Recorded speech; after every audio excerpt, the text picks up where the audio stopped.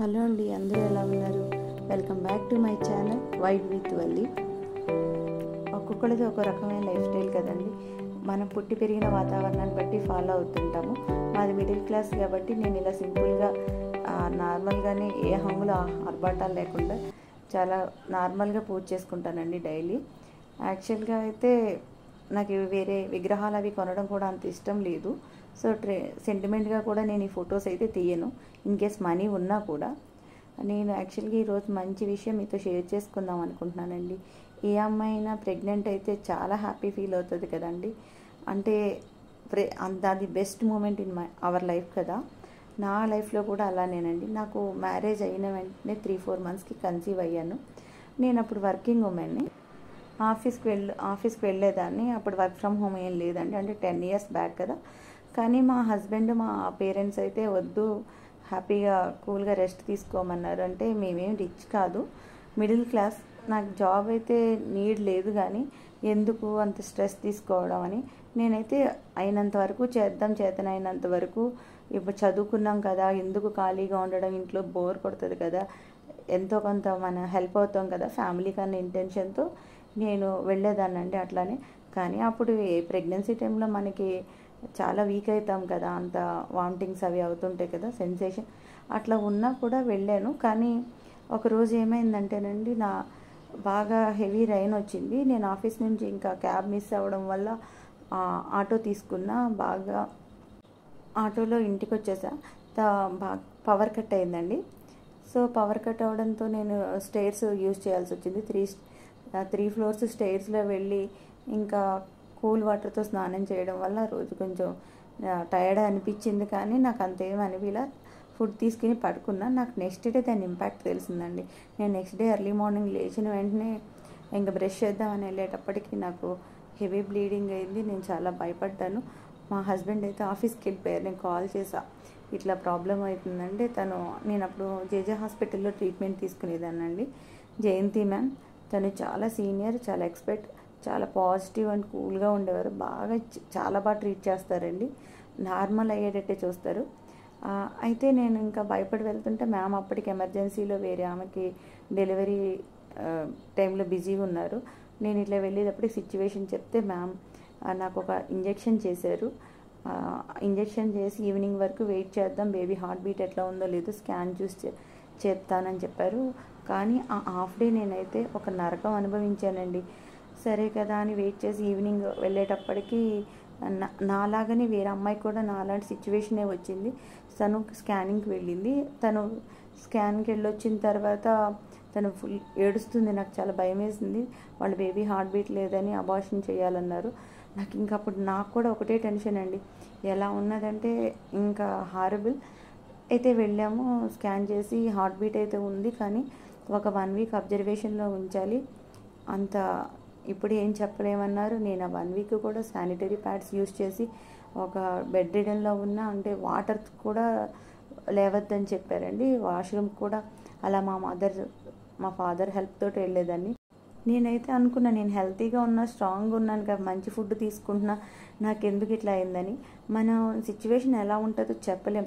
ఒకసారి చాలామంది జాబ్కి వెళ్తూ ఉంటారు, ఇలా పబ్లిక్ ట్రాన్స్పోర్ట్ అది యూజ్ చేస్తుంటారు. సో కేర్ఫుల్గా ఉండండి. అంటే మనం వెళ్ళామని ఇప్పుడు వర్షం వచ్చిందని ఇట్లా పాస్ చేసేయాలి, చిరాగ్గా అనిపించిందని కాదు. కొంచెం ప్రెగ్నెన్సీ టైంలో డాక్టర్స్, ఇంట్లో వాళ్ళు చెప్పిన ఇన్స్ట్రక్షన్స్ ఫాలో అయ్యి ఫుడ్ తీసుకోవడం, అవన్నీ జాగ్రత్తగా ఉంటారనేసి, నాలా వేరే వాళ్ళు ఇలాంటి తెలుసో తెలియని మిస్టేక్స్ చేయకూడదని నేను ఈ వీడియో షేర్ చేస్తున్నానండి. యాక్చువల్లీ దేవుడి దయ వల్ల నాకైతే హెల్తీ బేబీ, మంచి బేబీ పుట్టింది. కానీ ఇలా మనం తెలుసో తెలియక చేసిన మిస్టేక్స్ వల్ల చాలామంది అబార్షన్ అయిపోతుందండి.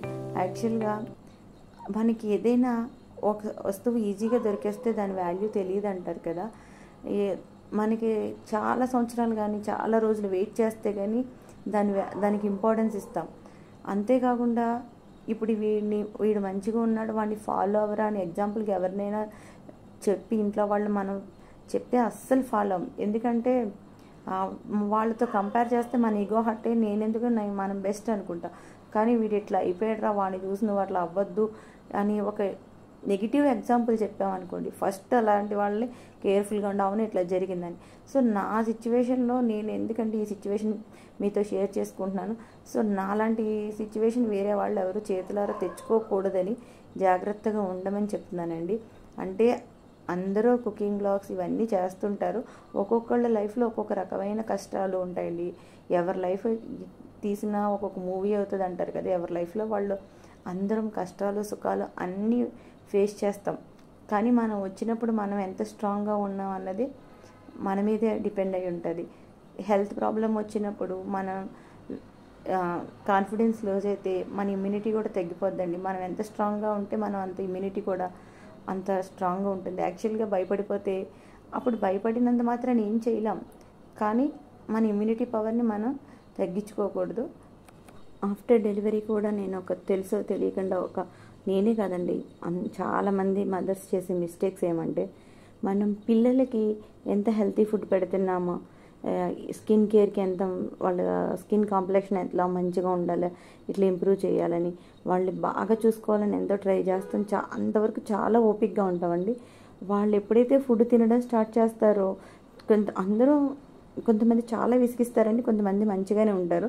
కానీ విసిగిస్తున్నప్పుడు మనకున్న సిచ్యువేషన్ వల్ల, అంటే మనం ఇప్పుడు వర్కింగ్ ఉమెన్ అయి ఉండొచ్చు, లేకపోతే మనకి ఇంట్లో ఎవరు హెల్ప్ చేయకపోవచ్చు, మనమే ఇంట్లో ఉన్న పనులన్నీ మనమే చేస్తూ ఉండొచ్చు. సో ఇట్లా బిజీగా ఉండడం వల్ల మనకి ఓపిక లేక ఏం చేస్తున్నామంటే ఈ electronic gadgets, TV, mobiles addict చేస్తున్నామండి. సో దానివల్ల పిల్లలకి స్పీచ్ డిలే కానీ ఆటిజం ఇలాంటి డిసీజెస్ ఫేస్ చేయాల్సి వస్తుంది.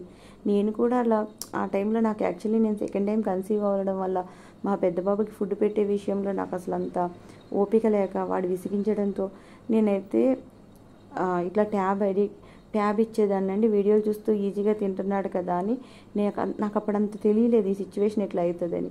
మా బాబుకి ఏమైందంటే స్పీచ్ డిలే అయిందండి. కానీ మేము ప్రాబ్లమ్ని త్వరగా మా హస్బెండ్ రికగ్నైజ్ చేయడం వల్ల వాడిని అందరిలో అంటే పబ్లిక్ ప్లేస్లో తీసుకెళ్ళడం, అంటే పార్క్కి తీసుకెళ్ళడం, ఎక్కువ అమ్మమ్మ వాళ్ళ ఇంటికి ఇట్లా నానమ్మ వాళ్ళ ఇంటికి అందరితో తీసుకువెళ్ళడం వల్ల మాటలు త్వరగా రావడం అయితే జరిగింది. అండ్ ఇట్లా ఆటిజం అలాంటి ప్రాబ్లం ఫేస్ చేయకుండా మేము త్వరగా రికగ్నైజ్ చేయడం వల్ల మా బాబు ఆ ప్రాబ్లం నుంచి మేము బయటపడ్డాం. కానీ చాలామంది ఇప్పుడు ఆటిజం అన్నది పార్ట్ ఆఫ్ ది లైఫ్ అయిపోయిందండి. నేను ఇప్పుడు యూట్యూబ్ వీడియోలో కూడా చాలామందిని చూశానండి, ఎంతమంది పేరెంట్స్ సఫర్ అవుతున్నారు అంటే ఇలాంటివి కొన్ని మనం తెలియకుండా చేసే మిస్టేక్స్. సో ఆ పిల్లలు ఇలా అయిపోవడానికి మనం కూడా ఒక రీజన్ అవుతున్నామండి. ఇంతకు ముందంటే మనకి జాయింట్ ఫ్యామిలీ ఉండేది, అమ్మమ్మలు, తాతయ్యలు, నానమ్మలు అందరూ ఉండి ఇంట్లో ఏదో ఒక మాటలు మాట్లాడిస్తూ ఉండేవారు. కానీ ఇప్పుడు ఎలక్ట్రానిక్ గాడ్జెట్ వల్ల వాళ్ళకి ఏమవుతుందంటే వన్ వే కమ్యూనికేషన్ అయిపోతుంది, స్పీచ్ అనేది డిలే అయిపోతుందండి.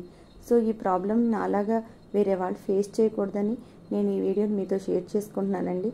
ఈ వీడియో కనుక మీకు నచ్చినట్లు ప్లీజ్ లైక్ చేయండి and subscribe my channel. Have a nice day.